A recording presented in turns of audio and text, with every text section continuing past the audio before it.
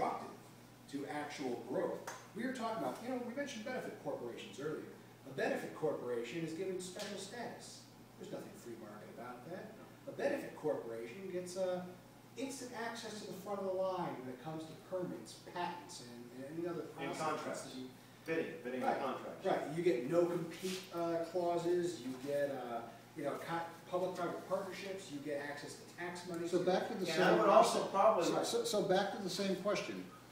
When the stimulus comes as a consequence of these events, and you identify it, the taxpayers notice and realize this is not the road they want to go down. How do you withdraw the economic support that in the short term has created numerous jobs, and now we're going to pull that back and show them an alternate way, a smaller government, more prosperous private sector? Unfortunately, as with many things, it takes a long-term approach. It's the people who have implemented these things have been very patient. They talk about socialism. Talk about Trotsky. Trotsky said, "Don't use force. Slowly over time, convince people to accept the shackles." So when that's what it is. Well, let me ask you this: if your corporation wasn't being taxed 85%, they'd have more money for research and development. They have more money to hire to expand, but they have to pay high taxes. And then they get an option, hey, do it our way, you get the check, you see. But so, I'm already accepting this gratuity. I'm already employing some number of people. I am paying a higher tax rate, but I'm putting hundreds of thousands of dollars in my pocket now. And now I'm being told by my municipality that this is the wrong road to go down, and I'm going to have to give up that prosperous lifestyle that I now have. So is John Burt showing some approach to being able to identify the light at the end of the tunnel in that slow, progressive approach that has been used against us originally? So how do you show me that at the end of the tunnel, me giving up the pile of cash? Well, I'm showing you that at the end of the tunnel is total government. That I hope I made a clear presentation that if we don't stop this, there'll be nothing left but a regimented society. Yeah. You might have a payroll for the next year, but 5 years down the road, you'll be out of business. Look at the factories. Look at all the empty buildings. What happened to these factories? Government regulations, unfair competition. I hate to say the word unfair, but government provided unfair competition. That was the other question I wanted. Import-export bank, most favored nation trading status. How can you compete? A factory making gloves in Vermont can't compete with China when our tax money is giving to Chinese government money, right? And you're encouraged to ship overseas. Do you see OSHA, EPA, and all these other things. Do you see the high fuel taxes, heating tax, whatnot, as a means by which to move rural America into urban America? Yes, in fact, I could speak another 2 hours on this topic. Okay, the goal, that's one of the goals, is to the wildlands map I showed you is to get most people out of the rural areas. We already see that happening in parts of the country. So the tax code, the gas taxes, so on, are all a tool, potential tool. Right, exactly. And I was up in northern Vermont. I mean northern Maine not too long ago. Where does what's his name stand? The Massachusetts presidential candidate Romney? Where does he stand on this whole picture? He probably is completely behind it. The word probably is not descriptive enough. Like Ferry. I would like very much to know where he stands on that. We don't get directly involved with electoral politics. Well, I was living in Massachusetts. I tell you, he's not the conservative person that you think he is. No, he's not.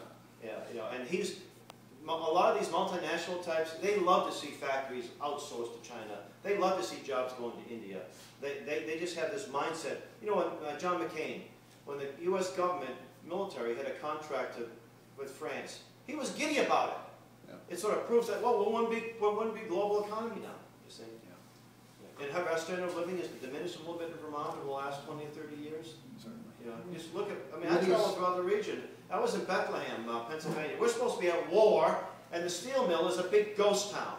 Why are they producing steel? Would you recommend the public affiliation of the JBS Society with the Tea Party, or would you recommend a slower, more methodical approach? You know what, if you do a Google search of the JBS, the Tea Party, the leftist media says that we created the Tea Party. It's completely in our pocket. They give us credit sometimes when we don't. So does the Koch brothers support you guys? But a lot of our members are Tea Party members, and I'm speaking to Tea Party groups all the time. Okay. But what I like about the Tea Party groups is that they're independent. That group that I spoke down in Connecticut, That was the Oath Keepers group. That was an amazing group of people, And large and Connecticut very Tea strong. Party groups in the JBS, and next week I'll be going down to speak to the Shelton Tea Party group. And then in the end of November, there'll be a Westbrook, Connecticut Tea Party group. Well, and there was committees of safety, and they're a very logical group and very interested in money and things. The Oath Keepers are just, they were very solid. So how has the leftist media picked up on their receptiveness to the John Birch Society's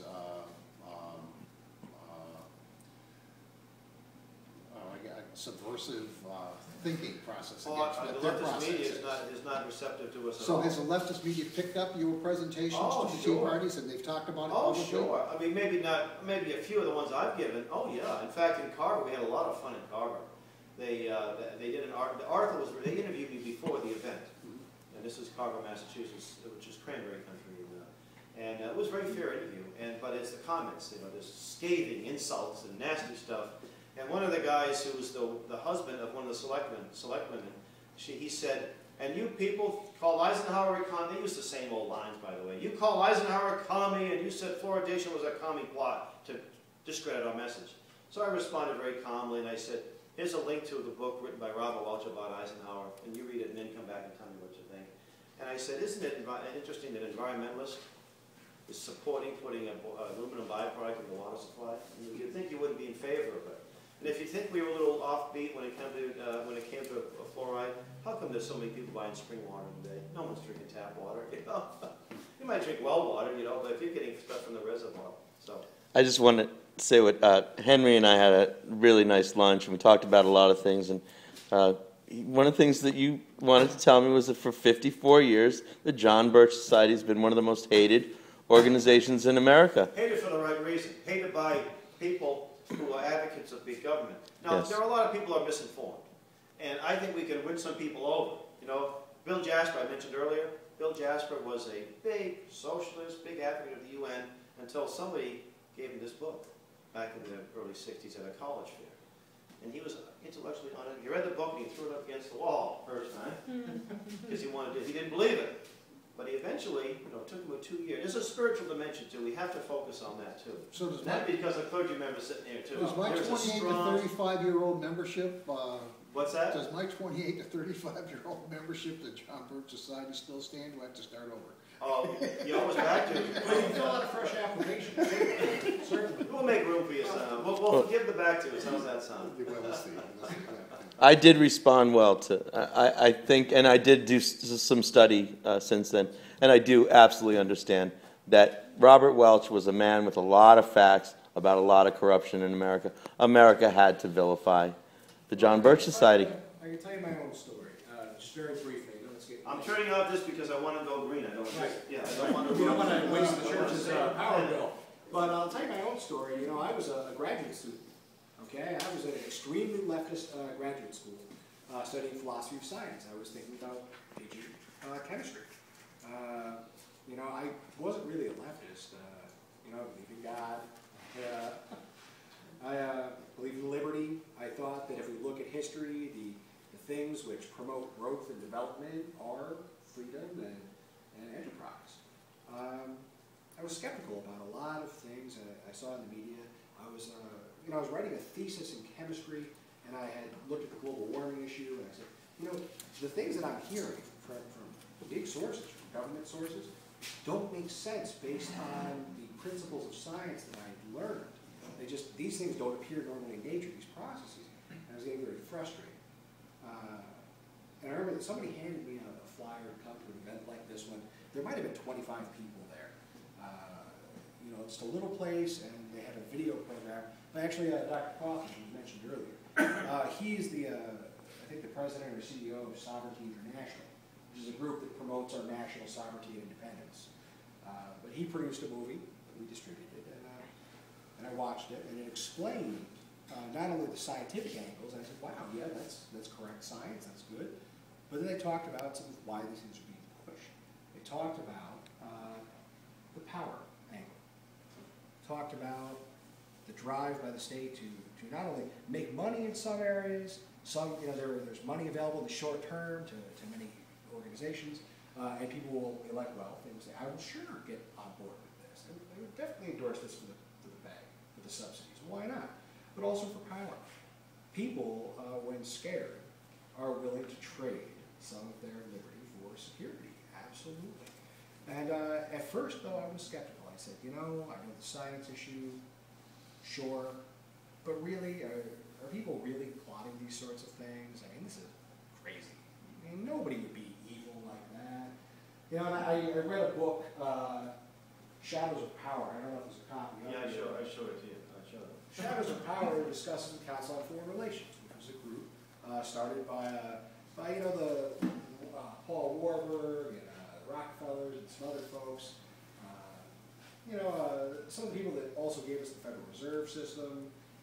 It started in 1921 and basically functioned to decide on policy and to convince through institutional use Americans to sign on to these policies. And I thought it was crazy until I researched it, until I dug it up. Quotes like some of the ones you saw tonight from Jacques Cousteau.